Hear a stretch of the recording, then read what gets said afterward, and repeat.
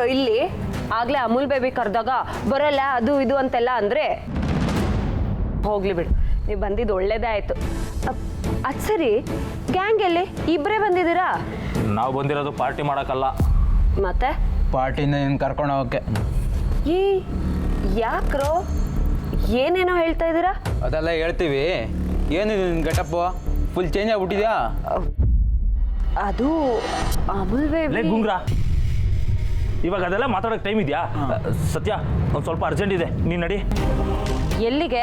ಎಲ್ಲಿಗೆ ಅಂದರೆ ನಮ್ಮ ಏರಿಯಾದಲ್ಲಿ ಒಂದು ದೊಡ್ಡ ಪ್ರಾಬ್ಲಮ್ ಆಗಿದೆ. ಎಲ್ಲರೂ ಗುಂಪು ಕಟ್ಕೊಂಡು ನಮ್ಮ ಗ್ಯಾರೇಜ್ ಹತ್ರನೇ ಬಂದಿದ್ದಾರೆ ಗಲಾಟೆ ಮಾಡೋಕ್ಕೆ. ಗಲಾಟೆನಾ?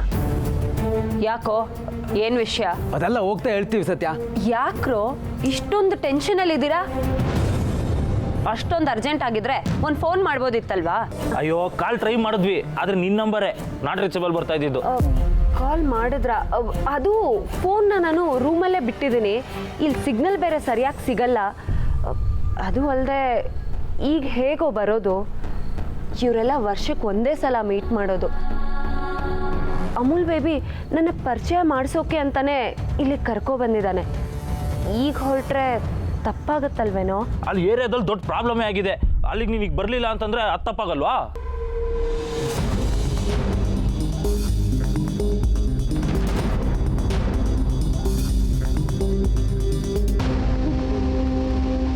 ಸರಿ, ನಡಿ ಹೋಗೋಣ. ಸತ್ಯ,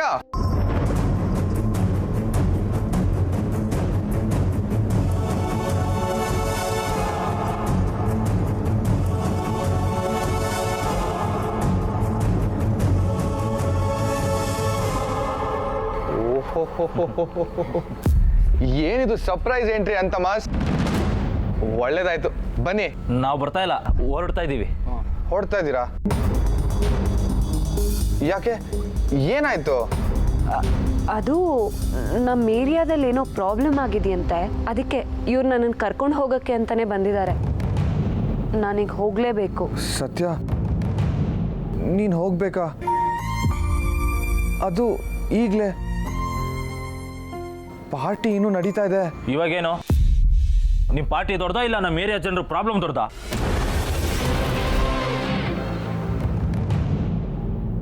ಇಲ್ಲ ಅಮೂಲ್ ಬೇಬಿ, ತಪ್ಪು ತಿಳ್ಕೊಬೇಡ. ನಾನೀಗ ಹೋಗಲೇಬೇಕು. ಹಾಗೆ ನಿನ್ನ ಫ್ರೆಂಡ್ಸಿಗೆಲ್ಲ ಹೇಳಿಬಿಡು. ಸತ್ಯ, ಪ್ರಾಬ್ಲಮ್ ಅಂತಿದ್ಯಾ? ನನ್ನ ಸಹಾಯ ಏನಾದರೂ? ಏನು ಬೇಕಾಗಿಲ್ಲ, ಎಲ್ಲ ಸತ್ಯ ನೋಡ್ಕೊತಾಳೆ. ಸತ್ಯ, ಹೋಗೋಣವಾ? ಇವತ್ತು ಯಾಕೋ ಏನೋ ಸರಿ ಇಲ್ಲ.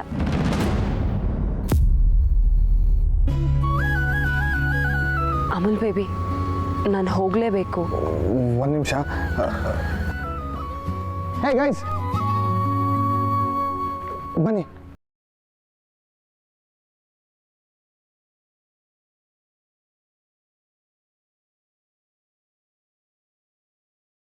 ಬಂದಿದೆ ಅಂತೆ, ಸೊ ಅವಳಿವಾಗ ಹೊರಡಬೇಕು. ಅದಕ್ಕೆ ಎಲ್ರಿಗೂ ಬಾಯ್ ಹೇಳ್ತಾ ಇದ್ದಾಳೆ. ಇನ್ನೊಂದು ಸ್ವಲ್ಪ ತಿದ್ದಿದ್ರೆ ಚೆನ್ನಾಗಿರ್ತಾ ಇತ್ತು. ಎನಿವೇಸ್, ಬಾಯ್.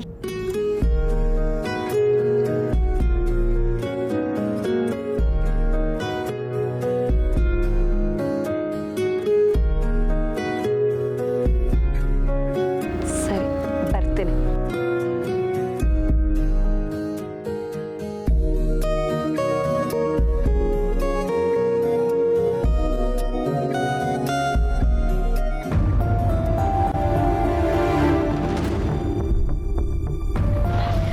ಹೋಗ್ತಿದ್ಯಾ?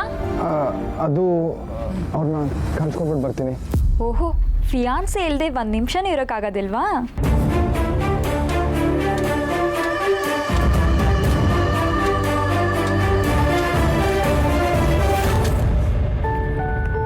ಫಿಯಾನ್ಸೇನಾ? ಅವಳು ನನ್ನ ಫಿಯಾನ್ಸಿ ಅಲ್ಲ ಕಣ್ರು.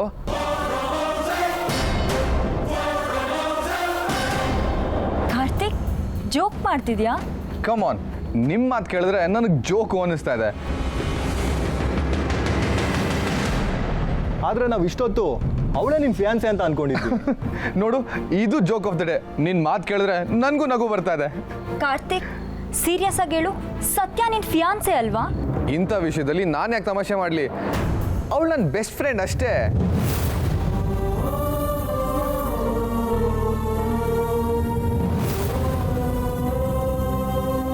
ನನ್ನ ಫಿಯಾನ್ಸೆಗೆ ಏನೋ ಎಮರ್ಜೆನ್ಸಿ ಕೆಲಸ ಇದ್ದು ಆಮೇಲೆ ಬರ್ತೀನಿ ಅಂತ ಹೇಳಿದ್ಲ ಅಷ್ಟೇ. ನಾನು ಅವಾಗಲೇ ಇನ್ನೊಂದು ಸರ್ಪ್ರೈಸ್ ಇದೆ ಅಂತ ಹೇಳಿದ್ನಲ್ಲ, ಅದು ಅವಳು ಬರೋ ವಿಷಯನೇ. ಅವಳು ಆನ್ ದ ವೇ ಇದ್ದಾಳೆ, ಇನ್ನೇನು ಬಂದ್ಬಿಡ್ತೀನಿ ಅಂತ ಫೋನ್ ಮಾಡಿದ್ಲು.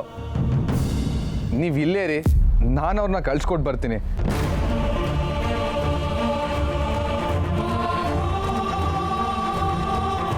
ನಿಮ್ಮ ಜೋಡಿಗೆ ನಮ್ಮ ಕಣ್ಣೇ ತಾಗಿರುತ್ತೆ. ದೃಷ್ಟಿ ತೆಗೆಸ್ಕೊಳ್ಳೋದು ಮಾತ್ರ ಮರೆಯೋಕೆ ಹೋಗ್ಬೇಡಿ.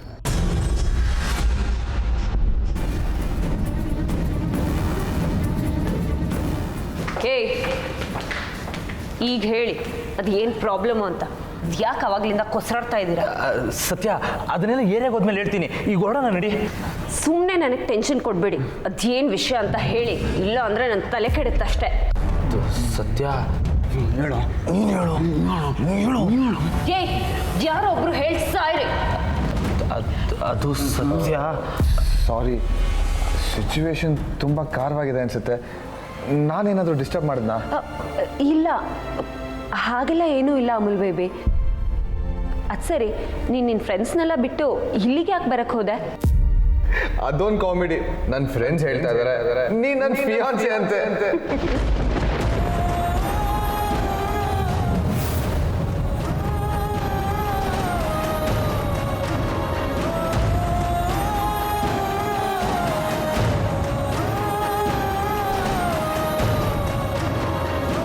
ಎಲ್ಲರೂ ಹಾಗೆ ಅನ್ಕೊಂಡಿದ್ದಾರೆ. ನೀನು ನನ್ನ ಫಿಯಾನ್ಸಿ ಅನ್ಕೊಂಡು ಇಷ್ಟೊತ್ತು ನಮ್ಮಿಬ್ಬರ ಬಗ್ಗೆ ಮಾತಾಡ್ತಿದ್ರಂತೆ. ನನಗೆ ವಿಷಯ ಗೊತ್ತಿರಲಿಲ್ಲ.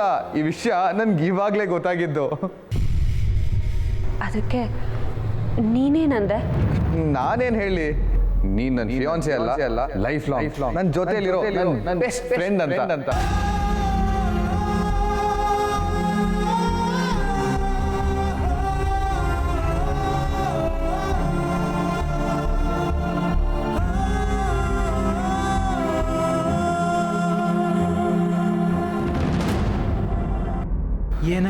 ಏನೇನೋ ಮಾತಾಡ್ತಾವನೆ ಇವ್. ನಿಂಗೆ ಎರಡೆರಡು ಅರ್ಥ ಬರೋಂಗೆ ಮಾತಾಡಿನಿ. ನಮಗೂ ಕನ್ಫ್ಯೂಷನ್ ಮಾಡಿಸಿರೋದು. ಸತ್ಯನೂ ಇನ್ನೂ ಕನ್ಫ್ಯೂಷನಲ್ಲೇ ಇರೋದು.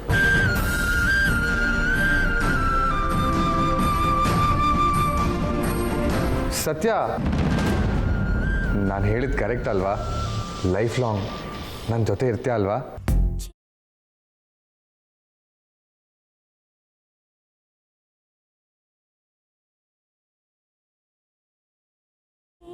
ಲೈಫ್ ಲಾಂಗ್ ನಮ್ಮ ಬಾಂಡಿಂಗ್ ಹೀಗೆ ಇರಬೇಕು ಅನ್ಸುತ್ತೆ.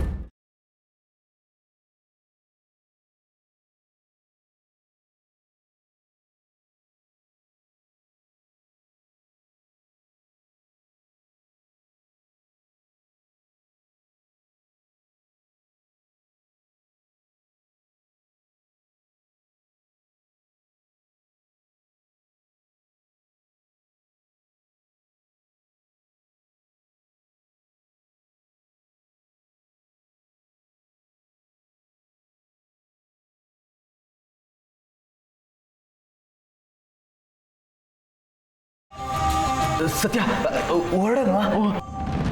ನಾನು ಕ್ಯಾಬ್ ಬುಕ್ ಮಾಡ್ಲಾ? ಅದೆಲ್ಲ ಏನು ಬೇಕಾಗಿಲ್ಲ.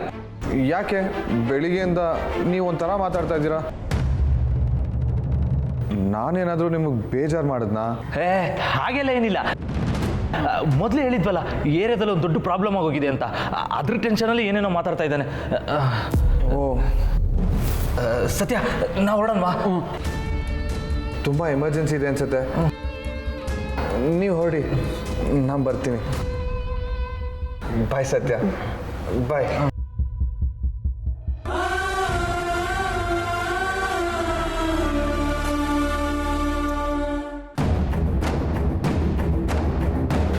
ಸತ್ಯ, ಇದೇ ಅವತಾರದಲ್ಲಿ ಬರ್ತಾ ಇದೆಯಾ? ಹೌದಲ್ವಾ? ರೂಮಲ್ಲಿ ಬಟ್ಟೆ ಇದೆ, ನಾನು ಬದಲಾಯಿಸ್ಕೊಂಡು ಬರ್ತೀನಿ. ರೂಮಲ್ಲಿದೆ ಮೇಲೆ. ಮೇಲ ಹೋಗು, ಬೇಗ ಹೋಗಿ ರೆಡಿ ಆಗಿ ಬಾ. ಬೇಗ ಬೇಗ.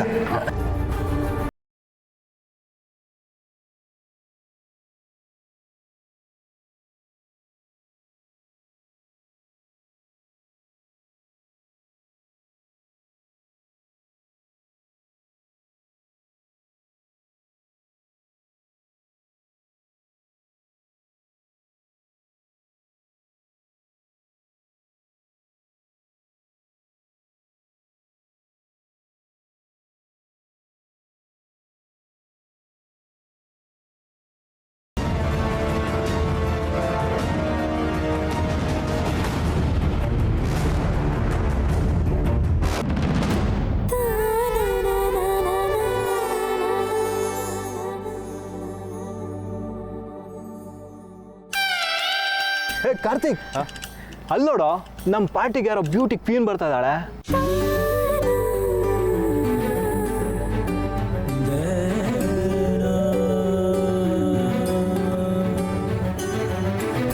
ಹೇ ಕಾರ್ತಿಕ್, ನಿಂಗೆ ಅವಳು ಗೊತ್ತಾ? ಗೊತ್ತಾ? ಒಂದು ನಿಮಿಷ ಇರು.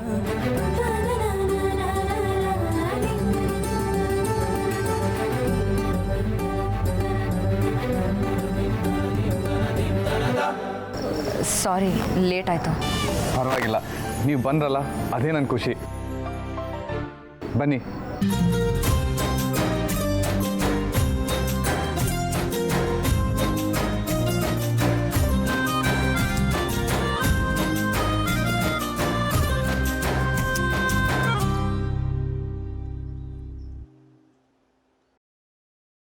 Guys, this is my fiancée Divya.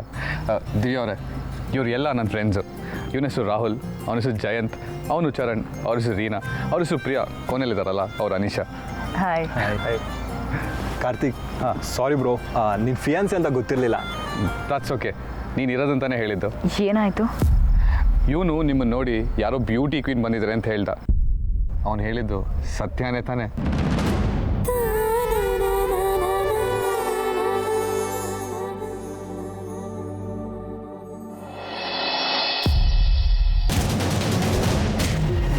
ನಮ್ಮ ಏರಿಯಾ ಕಾರ್ಪೊರೇಟ್ರು ಆ ಬಕೆಟ್ ಬಸಪ್ಪ ಇದ್ದಾನಲ್ಲ, ಅವ್ನು ನಮಗೆ ತುಂಬ ತೊಂದರೆ ಕೊಡ್ತಾ ಇದ್ದಾನಪ್ಪ. ಅವನೇ ನಿಮ್ಗೆ ತೊಂದರೆ ಕೊಡ್ತಿದ್ದಾನೆ. ಆ ಬಸಪ್ಪ ನಮಗೆಲ್ಲ ಯಾಮಾರಿಸಿ ನಮ್ಮ ಮನೆ ಜಾಗ ಎಲ್ಲ ಬರ್ಸ್ಕೊಂಬಿಟ್ಟವನೆ. ಅದು ಹೇಗೆ ನಮ್ಮ ಏರಿಯಾದವರೆಲ್ಲ ಸೈನ್ ಹಾಕೊಟ್ಬಿಟ್ರು? ಕುಕ್ಕರು ಮಿಕ್ಸಿ ಕೊಟ್ರೇನೆ ಓಟ್ ಹಾಕೋ ನಮ್ಮ ಜನ ಇನ್ನು ಸೈಟ್ ಕೊಡ್ತೀನಿ ಅಂತಂದ್ರೆ ಸೈನ್ ಹಾಕಲ್ವ ಸತ್ಯ? ಪೇಪರಲ್ಲಿ ಏನಿದೆ ಅಂತ ಓದಷ್ಟು ಬುದ್ಧಿವಂತರಲ್ಲ ನಮ್ಮ ಜನ. ಇವರು ಬಾಂಡ್ ಪೇಪರ್ನ ನಂಬಲ್ಲ, ಬಾಯಿ ಮಾತನ್ನ ನಂಬೋರು. ಕರ್ಮ. ಸರಿ, ಆ ಜಾಗ ಏನಕ್ಕೆ ಬರೆಸ್ಕೊಂಡಿದಾರಂತೆ? ಕನ್ಸ್ಟ್ರಕ್ಷನ್ ಕಂಪ್ನಿಯವರು ಅಲ್ಲೊಂದು ದೊಡ್ಡ ಅಪಾರ್ಟ್ಮೆಂಟೇ ಕಟ್ತಾರಂತೆ. ಅಪಾರ್ಟ್ಮೆಂಟಾ? ಆಮೇಲೇನು, ಅದು ಇಲ್ಲಿನ ಜನಕ್ಕೆ ಕೊಡ್ತಾರಂತ? ಅಷ್ಟೆಲ್ಲ ಸೀನ್ ಇರುತ್ತಾ ಸತ್ಯ? ಜಾಗ ಬರ್ಸ್ಕೊಂಡು ಇವ್ರನ್ನ ಬೀದಿಗೆ ತಳ್ತಾರಷ್ಟೇ.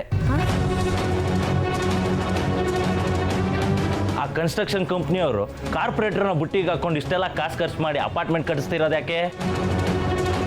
ಏನು ದಾನ ಮಾಡಿ ಜನಸೇವೆ ಮಾಡಕ್ಕ? ಇಲ್ಲ, ದುಡ್ಡು ಮಾಡೋಕೆ.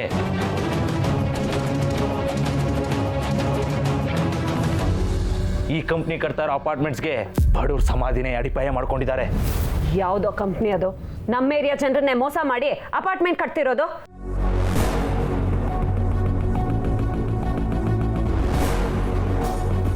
ಇಂಥವರೆಲ್ಲ ನಮ್ಮ ಏರಿಯಾಗೆ ಬರೋ ಧೈರ್ಯ ಯಾವಾಗ ಮಾಡಿದ್ರು? ನೀವು ಊರಲ್ಲಿ ಇಲ್ದಿರೋ ಟೈಮ್ ನೋಡಿ ಅವ್ರು ಬಂದು ಇಷ್ಟೆಲ್ಲ ಮಾಡಿದ್ದಾರೆ. ಆ ಕಂಪ್ನಿ ಯಾರ್ದು ಅಂತ ಗೊತ್ತಾದರೆ ನೀ ನಂಬಲ್ಲ ಸತ್ಯ.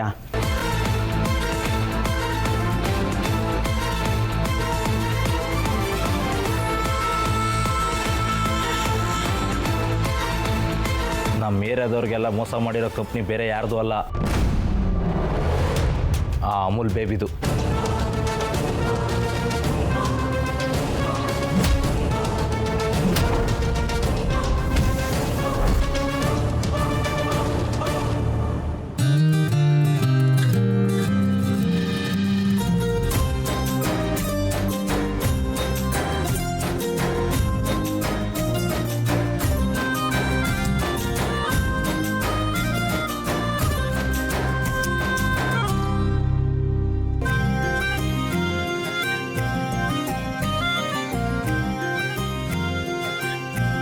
ಪಾರ್ಟಿ ಅರೇಂಜ್ಮೆಂಟ್ಸ್ ಎಲ್ಲ ತುಂಬ ಚೆನ್ನಾಗಿದೆ.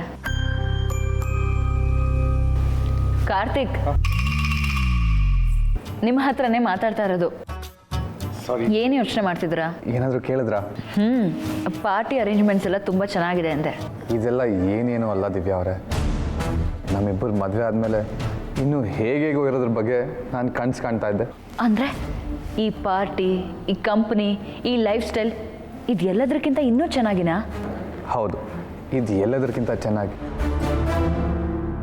ಎಲ್ಲದಕ್ಕಿಂತ ನೆಮ್ಮದಿಯಾಗಿ, ಎಲ್ಲದಕ್ಕಿಂತ ಖುಷಿಯಾಗಿರೋ ಲೈಫ್ ನಮ್ದಾಗಿರಬೇಕು ಅಂತ ಕನಸು ಕಾಣ್ತಾ ಇದ್ದೆ. ಇದಕ್ಕಿಂತ ಚೆನ್ನಾಗಿರೋ ಲೈಫ್ ಅಂದರೆ ಇವನು ಇನ್ನೂ ರಿಚ್ ಆಗೋ ಕನಸು ಕಾಣ್ತಿದ್ದಾನೆ ಅನಿಸುತ್ತೆ. ಹುಡುಗ ಇವಾಗ ದಾರಿಗೆ ಬರ್ತಾ ಇದ್ದಾನೆ. ಹೇಗೆ ಅಂತ ಕೇಳಲ್ವಾ ದಿವ್ಯಾ ಅವರೇ? ಕೇಳದೆ ಇರ್ತೀನ. ಇದಕ್ಕಿಂತ ಚೆನ್ನಾಗಿ ಲೈಫ್ ಲೀಡ್ ಮಾಡೋದು ಅಂದರೆ ಹೇಗೆ? ಒಂದು ನದಿ, ಅದು ಸುತ್ತ ಬೆಟ್ಟ ಕಾಡು, ಆ ನದಿ ಪಕ್ಕ ಒಂದು ಪುಟ್ಟ ಮನೆ, ಆ ಮನೆ ಗುಡಿಸಲು ಥರ. ಆ ಮನೇಲಿ ನಾನು ನೀವು ಇಬ್ಬರೇ. ಆ ಮನೆ ಪಕ್ಕ ಒಂದು ದೊಡ್ಡ ಮರ, ಆ ಮರದಲ್ಲಿ ಕಟ್ಟಿರೋ ಜೋಕಾಲಿ, ಆ ಜೋಕಾಲಿ ಮೇಲೆ ನೀವು ಕೂತಿರ್ತೀರ, ನಾನು ನಿಮ್ಮನ್ನು ದೂಕ್ತಾ ಇರ್ತೀನಿ. ಆ ಜೋಕಾಲಿ ನದಿವರೆಗೂ ಹೋಗುತ್ತೆ, ಅಲ್ಲಿಂದ ವಾಪಸ್ ಬರ್ತಾ ಇರುತ್ತೆ. ಎಷ್ಟು ಸಖತ್ತಾಗಿರುತ್ತಲ್ವಾ?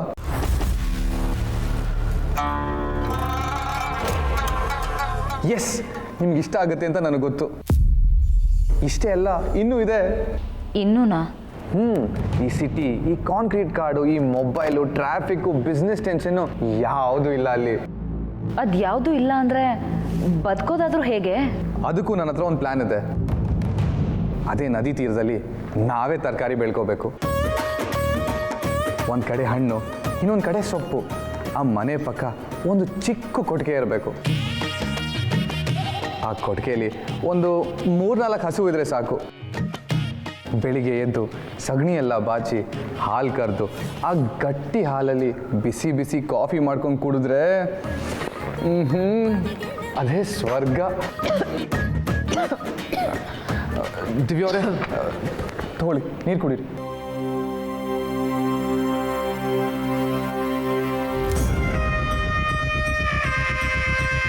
ಇವ್ನು ಯಾಕೋ ನನಗೆ ನೀರು ಕುಡಿಸೋ ಹಾಗೆ ಕಾಣ್ತಾ ಇದ್ದಾನೆ. ಸ್ವರ್ಗ ಇವನು ಹೇಳೋ ಹಾಗಿದೆ ಅಂದರೆ ಹಳ್ಳೀಲಿ ಇರೋರೆಲ್ಲ ಸ್ವರ್ಗದಲ್ಲೇ ಇರೋ ಹಾಗಿರಬೇಕು. ಏನು ಹೇಳ್ತೀರಾ ದಿವ್ಯಾ ಅವರೇ? ಎಂಥ ಸುಖವಾದ ಲೈಫ್ ಸ್ಟೈಲ್ ಅಲ್ವಾ ಅದು? ಪ್ರಕೃತಿಗಿಂತ ಇನ್ನೂ ದೊಡ್ಡ ಬಂಗ್ಲೆ ಇರೋಕ್ಕೆ ಸಾಧ್ಯನಾ? ಅಲ್ಲಿ ಸಿಗೋ ತಂಪಾಗಿರೋ ಗಾಳಿಗಿಂತ ಚೆನ್ನಾಗಿರೋ AC ಇರೋಕ್ಕೆ ಸಾಧ್ಯನಾ? ನದಿಗಿಂತ ಇನ್ನೂ ದೊಡ್ಡ ಸ್ವಿಮ್ಮಿಂಗ್ ಪೂಲ್ ಇರೋಕ್ಕೆ ಸಾಧ್ಯನಾ? ಹೌದು, ನಿನಗಿಂತ ದೊಡ್ಡ ಫೂಲ್ ಇರೋಕ್ಕೆ ಸಾಧ್ಯನೇ ಇಲ್ಲ. ಇವರಿಬ್ಬರನ್ನ ನೋಡ್ತಿದ್ರೆ ನಂಗೆ ಕಪಲ್ಸ್ ಅನ್ನೋ ಫೀಲೇ ಬರ್ತಿಲ್ಲ. ಸತ್ಯ ಕಾರ್ತಿಕ್ ಜೊತೆ ಇದ್ದಷ್ಟು ಸಂತೋಷವಾಗಿ ಕಂಫರ್ಟಬಲ್ ಆಗಿ ದಿವ್ಯಾ ಇಲ್ಲ ಅನ್ಸುತ್ತೆ. She is not happy with him.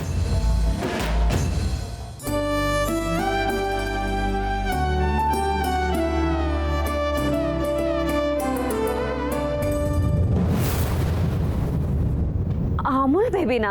ಹೌದು ಸತ್ಯ, ಅಮೂಲ್ ಬೇಬಿನೇ.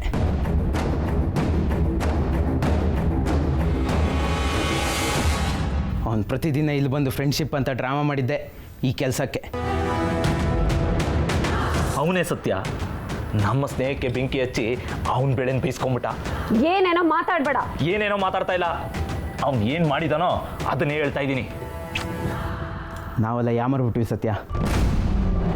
ಆ ಅಮೂಲ್ ಬೇಬಿ ನಮಗೆಲ್ಲ ಸ್ವಲ್ಪನೂ ಅನುಮಾನ ಬರ್ದೇ ಇರೋ ಥರ ನಾಟಕ ಮಾಡಿ ನಮ್ಮನ್ನೆಲ್ಲ ಯಾಮಾರಿಸ್ಬಿಟ್ಟ. ಏ ಗುಂಗ್ರು, ಅವ್ನು ಆ ಥರದ್ದವನಲ್ಲ ಕಣೋ. ಅದೇ ನಮ್ಮ ತಪ್ಪು. ಅವ್ನು ಆ ಥರದವನಲ್ಲ, ಅವ್ನಿಗೇನು ಗೊತ್ತಾಗಲ್ಲ, ಅವನಿನ್ನೂ ಹಾಲು ಕುಡಿಯೋ ಮಗು ಅಂತ ನಾವು ನಂಬ್ಕೊಂಡಿದ್ವಿ. ಆದರೆ ಅವನು ನಮ್ಮ ಬೇರೆ ಜನರಿಗೆಲ್ಲ ವಿಷ ಹಾಕ್ಬಿಟ್ಟ. ಸಾಕು, ಎಲ್ಲರೂ ಸೇರಿ ಹುಚ್ಚಾಗಿ ಮಾತಾಡಬೇಡಿ.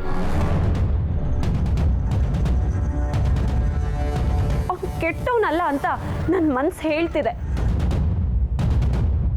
ಸಿಕ್ಬೀಳೋವರೆಗೂ ಎಲ್ಲರೂ ಒಳ್ಳೆಯವರೇ ಸತ್ಯ. ನಮ್ಮ ಏರಿಯಾ ಜನ ಮಾತಾಡಿದ್ದನ್ನು ಕೇಳಿಸ್ಕೊಂಡಿರ್ಬೇಕಿತ್ತು. ಆಗ ನಿನ್ನ ಮನಸ್ಸಿಗೆ ಗೊತ್ತಾಗಿರೋದು ಅವನೆಂಥ ನಂಬಿಕೆ ದ್ರೋಹಿ ಅಂತ.